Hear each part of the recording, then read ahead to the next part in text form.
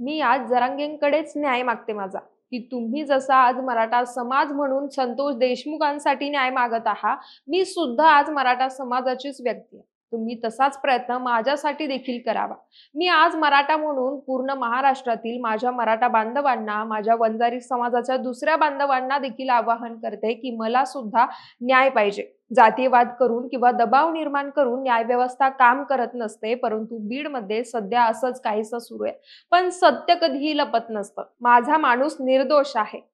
लवकरच बाहेर येईल. आपले पती वाल्मिक कराडच्या समर्थनार्थ 3 दिवसांपूर्वी परळीतील आंदोलन तीव्र झालेलं असताना कराडच्या पत्नीनं पत्रकार परिषद घेऊन आपल्या भावना व्यक्त केल्या.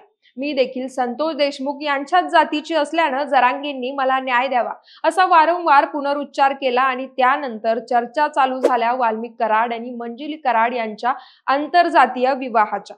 90च्या दशकातील तो काळ परळीच्या वाल्मिक कराड आणि कोल्हापूरच्या मंजिलीसाठी खूप कठीण होता.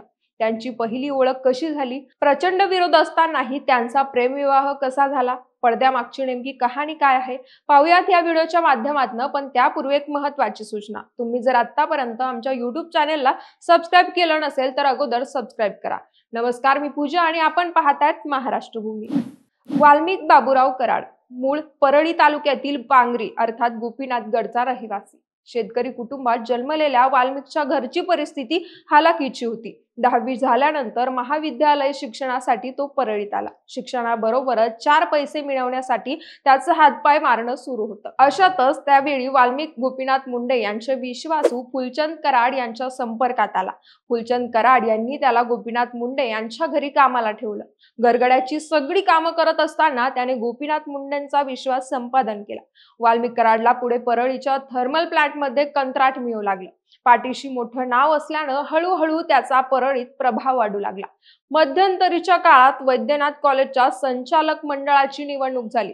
त्यावेळी अध्यक्ष निवडीच्या सर्वसाधारण सभेत हाणामारी झाली. सभेत गोंधळ सुरू असताना तत्कालीन पोलीस अधिकारी नागरगोजे यांच्या बंदुकीतून निघालेली गोळी वाल्मिकच्या पायाला लागली. कॉलेजमध्ये पोरं घेऊन राडे करणं, डेअरिंग करणं हा वाल्मिकचा नित्यक्रम. त्यामुळं पूर्ण वैद्यनाथ कॉलेजमध्ये त्याची हवा होती. हा काळ होता 1990च्या दशकातला. वाल्मिक परळीच्या वैद्यनाथ कॉलेजमध्ये शिकत असतानाच कोल्हापूरची एक मुलगी पदवीच्या शिक्षणासाठी तिथं दाखल झाली, कारण तिच्या वडिलांना परळीच्या थर्मल प्लांटमध्ये नोकरी लागली होती. नाव होतं मंजिली कदम. पश्चिम महाराष्ट्र सोडून पहिल्यांदाच तिनं मराठवाड्यात पाऊल ठेवलं होतं. कॉलेजमध्ये हळूहळू मंजिलीची इतर मुलामुलींबरोबर ओळख होऊ लागली. अशातच कॉलेजमध्ये स्वतःची छाप सोडणाऱ्या वाल्मिक कराडशी मंजिलीची ओळख झाली. पुढे या ओळखीचं रूपांतर घट्ट मैत्रीत झालं आणि मैत्रीचं अर्थात प्रेमात. त्यांच्या प्रेमाला चांगलाच बहर आला होता. पदवीची 3 वर्ष दोघांनी सोबतच काढली. कॉलेज संपत आल्यानं दोघांच्याही घरचे त्यांच्या लग्नासाठी मागे लागले. पण वाल्मिक आणि मंजिलीनं ठरवलं होतं पुढचं पाऊल टाकायचं, आपण लग्न गाठ बांधायची.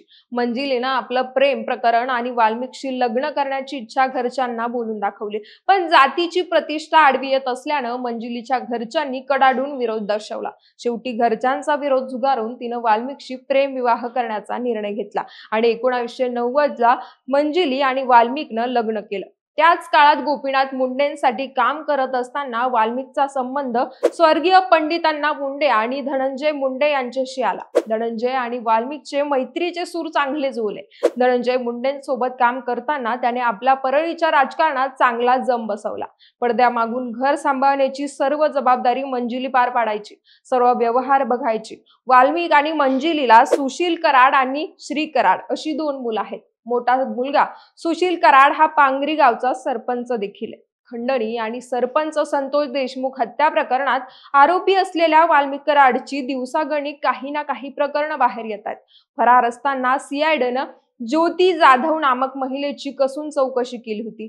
तेव्हा ज्योती जाधव कोण या प्रश्नाचा शोध घेण्याचा अनेकांनी प्रयत्न केला, अंदाज लावले. शेवटी ज्योती जाधव ही वाल्मिक कराडची दुसरी पत्नी असल्याची माहिती समोर आली. तिच्यापासून वाल्मिकला अथर्व आणि अर्णव अशी 2 मुलं देखील असल्याचं बोललं जात आहे.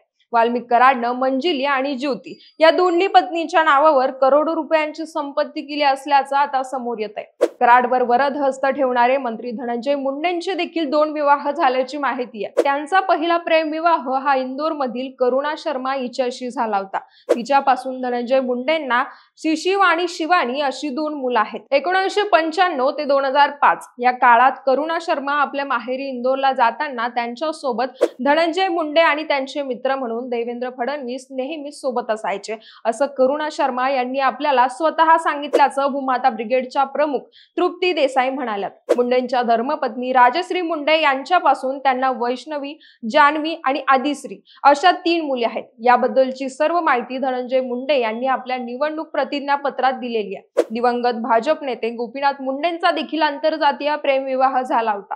मुंडेंचे सहकारी राहिलेले भाजप वरिष्ठ नेते स्वर्गीय प्रमोद महाजन यांच्या भगिनी प्रज्ञा यांच्याशी त्यांचा विवाह झाला होता. यावर तुमच्या प्रतिक्रिया आम्हाला कमेंट्सच्या माध्यमातून नक्की कळवा.